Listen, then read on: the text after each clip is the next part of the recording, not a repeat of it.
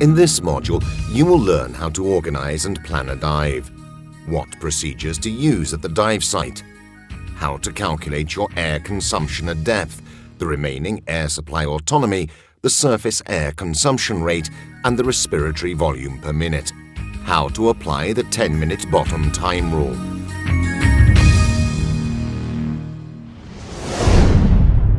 Organization.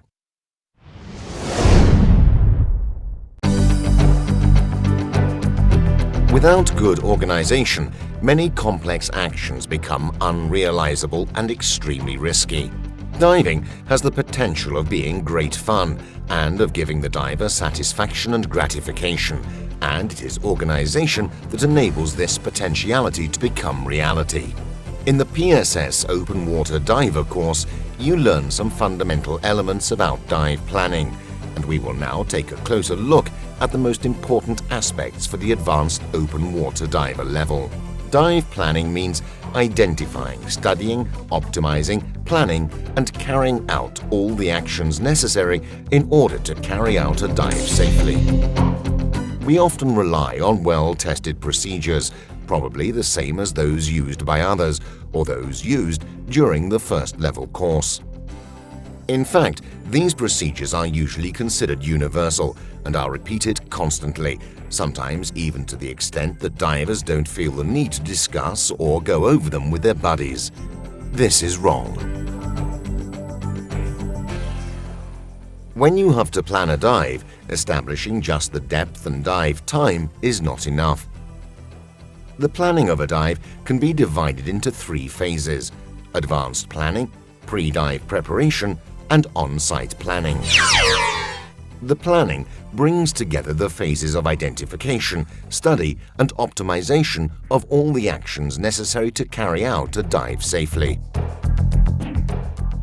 If you don't already have the required level of experience to plan a specialty dive, the teaching manual of the Relative Specialization course will be of great help. This will give you a lot of useful tips and make your task easier. For instance, one thing you need to know are the sea and weather conditions, critical factors when making any dive.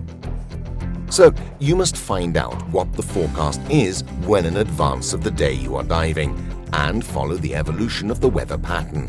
There are many ways of doing this: television, newspapers, shipping and weather forecasts, internet, etc. Having identified all the things you need to do to optimize the dive, choose the most suitable means for each of the planning phases.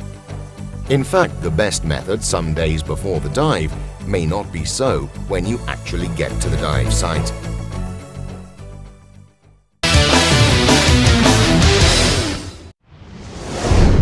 Planning, some days before the dive.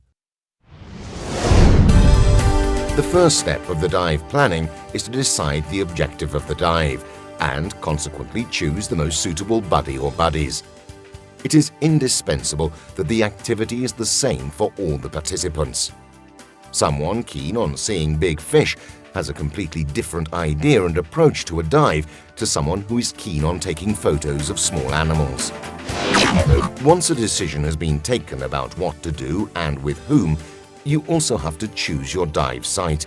It is best to choose the best site possible and, at the same time, a possible alternative. The most important characteristic of the alternative site should be that you will be able to dive if the weather conditions make the main site impracticable. Another important characteristic is that it should be as close as possible to the first choice of site. You should then get as much information as you can about the site and the diving environment, type of seabed, water temperature, currents, etc. Particularly if you are unfamiliar with the site. You can ask the diving center that is taking you diving or more experienced divers for further information. You can read magazine articles, refer to nautical charts and documents, or search on internet. Of the information that you must get in advance, it is essential to know how to deal with an emergency, telephone numbers to call, availability of VHF radio, oxygen kit, hyperbaric centers, and so on. On the basis of the type of dive and its objective, you must choose the equipment you will need. It is best to write a complete list of the equipment. In the PSS dive log, there is a specific section, especially designed to make your task easier. If you also make a note on the list of any maintenance that has been carried out, you will be able to see at a glance if any of your equipment needs servicing. You must check the equipment you need and make sure it is all in good working condition. In case any of it is broken, have it repaired. Obviously, this all has to be done well in advance of the day you plan to dive, so you have time to make any repairs necessary.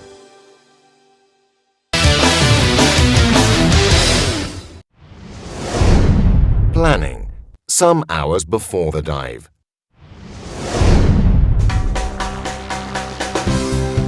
The day before the dive, put all your equipment together in one spot.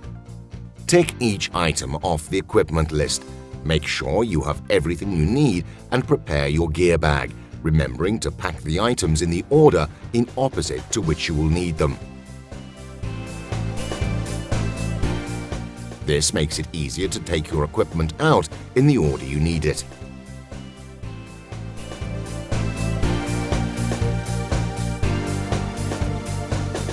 Check the weather situation again and decide if the conditions are suitable for diving.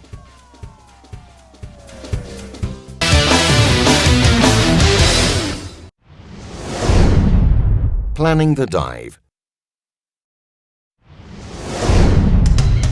Planning a dive means identifying and optimizing the things you need to do, but refers specifically to the dive itself. For example, you must optimize the route you are going to take and the way of getting into and out of the water. You should identify the exit point before deciding where to get in, because the exit should be as simple as possible, and environmental conditions such as waves or currents can influence your planned route.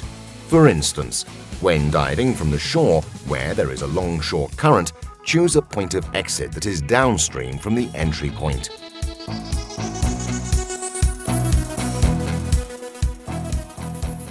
You must also consider that a dive is not made on a horizontal plane, like a route on land, but in 3 dimensions. So, you must also take the depth into account. When deciding the route, include the descent and ascent rate and any eventual stops. On touristic or recreational dives, the route is usually established by the conformation of the seabed and the marine life that you encounter, and it is impossible to determine it completely beforehand. However, you must still establish the maximum depth and how long you will stay at the different depth levels. As well as determining the dive route, in the planning you also need to take into account any potential problems. In practice, you have to answer the question, what would happen if? For example, you should ask yourself what would happen if a piece of equipment stopped working correctly, or what would happen if someone made a mistake. This way of thinking has led us to do things in a certain way, such as positioning the knife in an area where it can easily be reached, or having a backup of some items, which does not mean taking 2 instead of 1. Taking a reserve is not intended as simply doubling up all your equipment, otherwise divers would go around looking like Christmas trees. The problem is easily solved by taking with you equipment that has a similar but different function, such as a knife along with a pair of snips. In terms of backup, the fact of diving with a buddy compensates the need to take a double set of equipment, as long as the rules of the buddy system are applied. You also need to consider that you might get separated from your buddy or group. You must establish precise procedures for any eventuality and follow those procedures scrupulously throughout the dive. Remember that 95% of incidents are caused by diver error.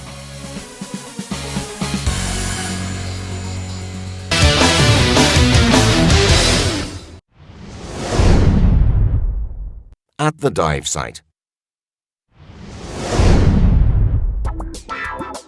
Once you have reached the dive site, You have to assess if the weather and sea conditions are suitable for your level of diving experience and the type of dive you want to make. Otherwise, you will have to use your alternative dive site. If it is possible to dive, it is best to check that you have brought everything you need and assemble your aqualung before putting on your suit. Before getting into the water, you need to re-examine some aspects of your planning. For instance, who is leading the dive? The most important factor in this evaluation is the diver's familiarity with the site. Go over the depth and time limits, the route, and the emergency procedures again. Finally, you must agree on the most important signals. Depending on the type of dive, there may also be special signals to consider.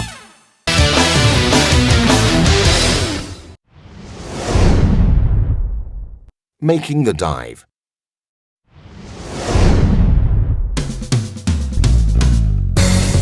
The emergency procedures can be divided into two groups: curative and preventive. The preventive procedures are best because they prevent a situation becoming dangerous. In fact, the main difficulty in the water is realizing that something is going wrong. Whatever happens, the first thing to think of is breathing calmly, prolonging the expirations so you exchange all the air in your lungs. Don't rush. Stop and think while you take slow, deep breaths. Dive carefully. In diving, the two worst enemies are recklessness and disregard for danger. Remember the saying, there are old divers and there are bold divers, but there are no old, bold divers.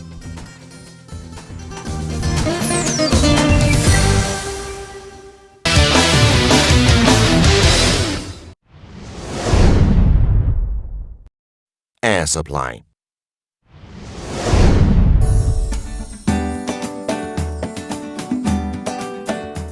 Our body produces energy in a similar way to that of an engine, only sugars are used as its main combustion, supported by oxygen, one of the gases air is made up of. In order to be able to dive, we have to take oxygen with us in the form of a mixture, air or nitrox, and logically, we also have to keep a reserve that is sufficient to cover an emergency. On the open water diver course, a reserve of 50 bar, 750 psi was usually considered sufficient, but at greater depths, this practice has its limits, as you also need to assess the capacity of the cylinder and your personal consumption. Therefore, this gives rise to the need to use another parameter, autonomy. One method of measuring the reserve is to leave a quantity of air in the cylinder that permits you to stay 10 minutes longer underwater at the maximum depth. To work these 10 minutes out in bar or psi, you have to do some simple calculations.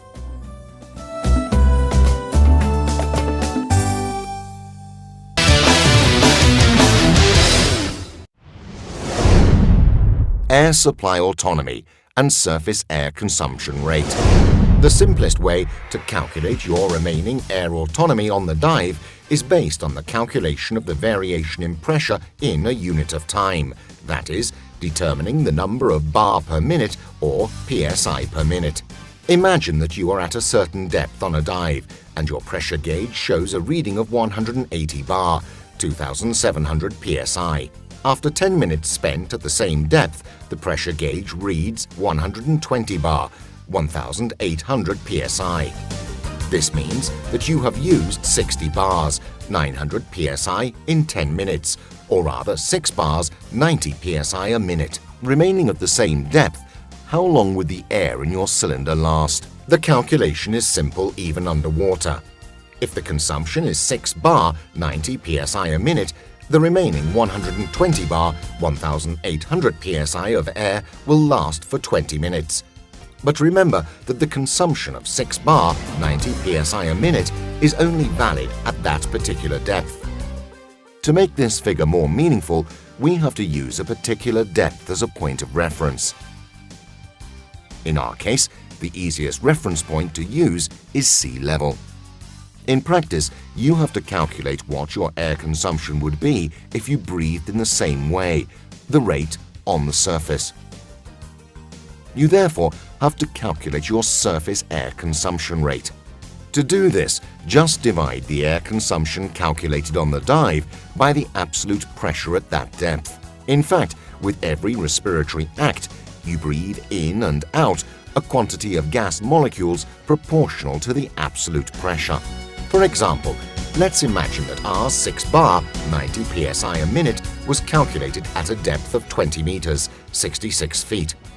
The absolute pressure at this depth is 3 atmosphere. The surface air consumption rate is therefore 2 bar, 30 psi a minute, 6 bar a minute divided by 3, or 90 psi divided by 3. By knowing your personal surface air consumption rate, you can now work out your air consumption at any depth by simply multiplying it by the absolute pressure.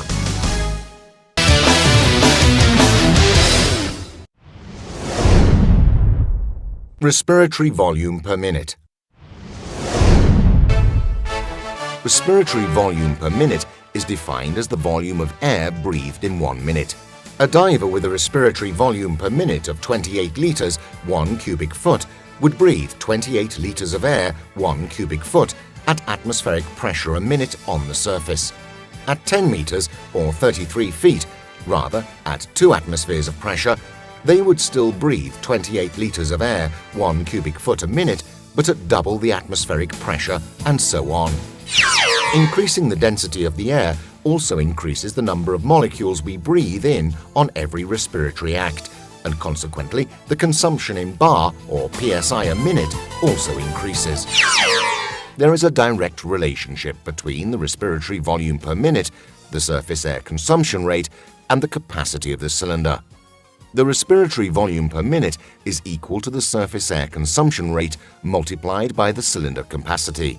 A 15-liter cylinder has a capacity of 15 liters, 0.5 cubic feet. If the surface air consumption rate were 2 bars, 30 psi a minute, the diver's respiratory volume per minute would be 30 liters a minute, or 1 cubic foot, as 30 psi are at double the atmospheric pressure, 15 psi. As you saw on the open water diver course, the surface air consumption rate changes if the capacity of the cylinder being used varies. This occurs because in reality, only the respiratory volume per minute remains constant.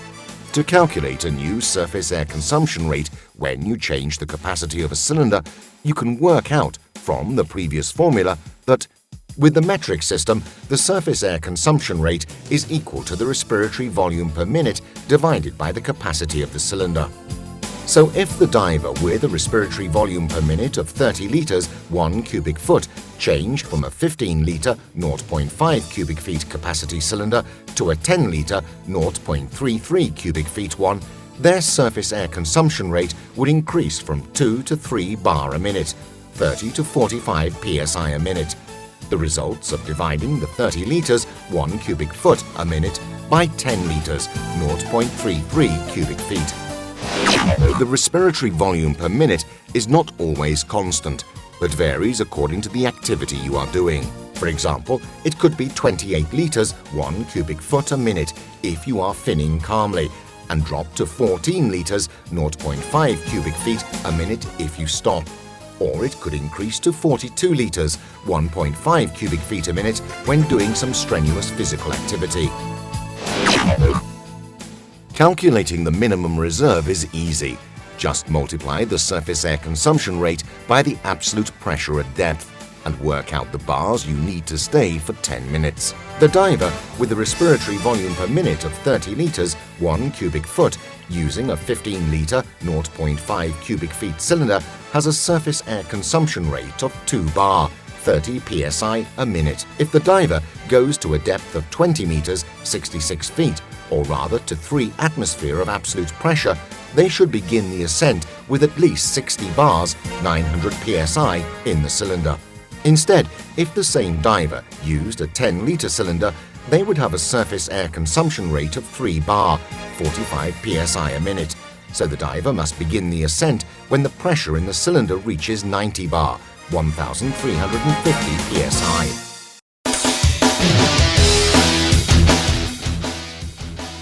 In the next modules, you will look closer at the first dives of the speciality activities. Have fun!